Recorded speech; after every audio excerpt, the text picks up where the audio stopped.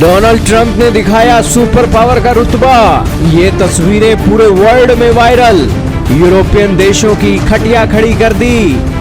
जी हाँ दोस्तों, शेर हो तो शेर की तरह नजर आनी चाहिए। आज United states of America finally दिखा रहा है कि वो ही वर्ल्ड का बॉस है और यूरोपियन देशों को दोस्तों ऐसी कुर्सी पर बिठाया गया है जो दोस्तों चारों तरफ घूम भी नहीं सकती है।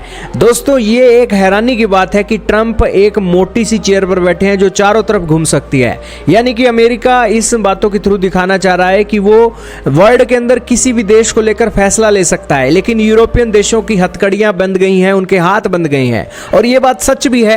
रशिया के साथ इन्होंने रिश्ते तोड़कर दुनिया की सबसे ज्यादा सैंक्शन कंट्री रशिया के साथ बना लिया और at the end of the day फायदा किसको पहुंचा? अमेरिका को। अमेरिका से ये तेल और गैस खरीद रहे हैं, अमेरिका से ये वेपन खरीद रहे हैं, अमेरिका से नाटो की सिक्योरिटी लेकर ये रशिया को सोच रहे हैं कि रशिया उनके ऊपर अटैक नहीं करेगा। लेकिन at the end of the day फायदा किसको पहुंचा है दोस्तों? फायदा पहुंचा है अमेरिका को।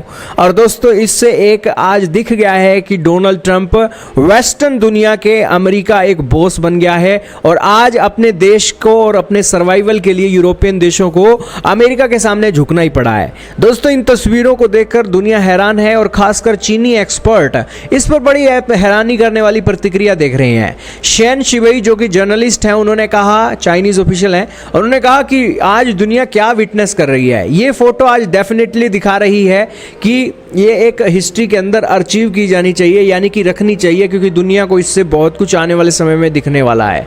अब दोस्तों ट्रंप यहाँ पर अफसर बने हुए हैं और ये सारे बने हुए हैं कर्मचारी। अब यूरोप का एक नेता होता है दोस्तों, वो दूसरे देश के नेता से मिलता है और कुर्सी दोस्तों बराबर की होती है। जैसे इस फोटो के अंदर आप देख रहे हो, राष्ट्रपति ट्रंप बैठे हैं, राष्ट्रपति जेलेंस्की बैठे हैं, कुर्सी बराबर की है। लेकिन यहाँ तो कोई कुर्सी बिछाई गई है एक अफसरों वाली और सामने बिछाई गई है भैया एक कर्मचारी हो या फिर कर्मचारियों के अलावा एक जनता काम करवाने के लिए आती है उनके पास पंचायत के अंदर, वो चीज़ दिखा रखी है। तो खैर दोस्तों अमेरिका यहाँ पर सरपंच बन गया है, मानना पड़ेगा। और सरपंच की ताकत क्या है दोस्तों? सरपंच की ताकत यूनिटी के अंदर होती है और यूरोपियन यूनियन को आज अमेरिका के अंदर एक अपनी यूनिटी और अस्तित्व के बचाव की चीज़ें दिख रही हैं। यही कारण है कि वो सारा कॉम्प्रोमाइज़ करने को भी तैयार हैं। खैर दोस्तों आपका क्या मानना है? इंडिया चाइना रशिया का ट्रोइका बन रहा है, RIC बन रहा है, SCO का समिट हो रहा है, ब्रिक्स का समिट हो रहा है और दूसरी तरफ यूरोपियन यूनियन को अपने फ्यूचर को सिक्योर करने के लिए अमेरिका की हर गुलामी को दोस्तों अब मंजूर भी करना पड़ रहा है। अमेरिका इनको कहेगा कि भैया उनके पैर में खारिश हो रही है तो यूरोपियन यूनियन के एक जो ऑफिशियल है उनका पैर भी खुजा देंगे। तो खैर दोस्तों ये तो इनका समय समय से चलता आया है। ये गोरे अंग्रेज हैं दोस्तों और गोरे अंग्रेज दोस्तों अपने हितों के हिसाब से कोई भी कॉम्प्रोमाइज़ नहीं करते हैं।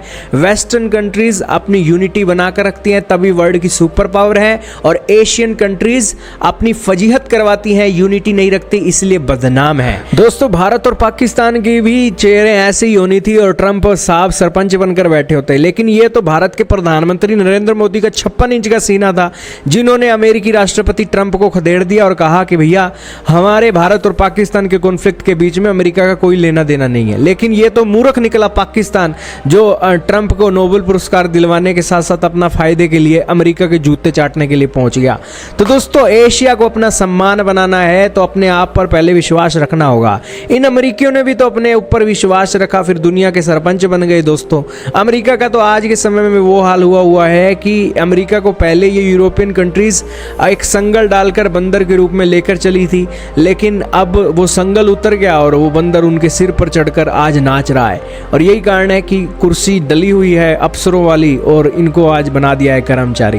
तो खैर यूरोपियन देशों ने अपना पलड़ा पासा जो है कमज़ोर कर लिया है और ये कमज़ोर इसी वजह से हुआ है क्योंकि उन्होंने रशिया के ऊपर सैंक्शन लगाए, रशिया की कोई बात नहीं सुनी और at the end of the day America ने एक इंटरफेयर करके रशिया के साथ भी रिश्ते सुधार लिए और यूरोप को भी अपना गुलाम बना लिया, ऑयल गैस भी बेच ली और हथियार भी बेच लिए।